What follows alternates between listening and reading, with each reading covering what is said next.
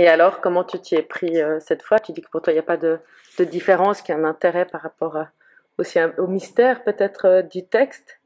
Et c'est ce même intérêt qui t'a poussé vers Amphitryon? Oui, après le travail évidemment est différent parce que dans le sens que les classiques évidemment les gens ont beaucoup écrit dessus, il y a beaucoup de littérature secondaire donc c'est vrai que la manière d'approcher le texte est peut-être un peu différente juste dans la quantité de matériel qu'on a à disposition en fait.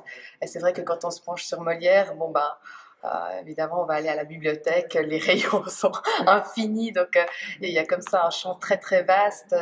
Et c'est ça qui est aussi assez passionnant parce que moi j'aime aussi ce travail de préparation où on s'intéresse. Et puis c'est ça qui est beau en fait, c'est que chaque spectacle, c'est une nouvelle occasion de découvrir un univers.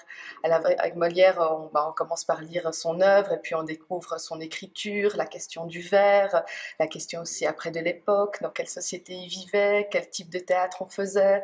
Euh, donc voilà, c'est à chaque fois, je trouve, une sorte de cadeau parce que c'est à chaque fois une nouvelle occasion d'apprendre en fait.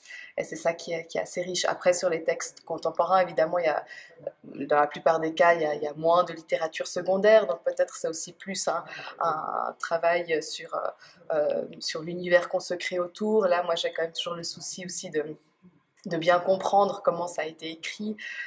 Et puis là aussi, c'était particulier parce qu'il y avait cette question du vers. Donc, c'est un texte qui est écrit en vers libre. Et c'est très particulier. C'est presque comme une langue étrangère au départ. On doit s'y faire, on doit la comprendre. Il y a une grande part de musicalité aussi dans la langue. Donc, on doit aussi chercher à comprendre comment ça fonctionne, en fait, ce langage.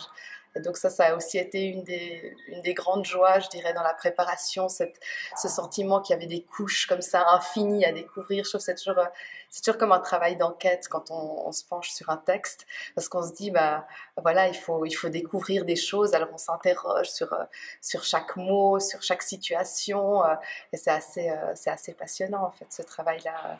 Euh, et ça a été aussi le cas avec Molière, justement, de découvrir toute une nouvelle façon de raconter, une nouvelle façon de s'exprimer. Ça a été assez passionnant.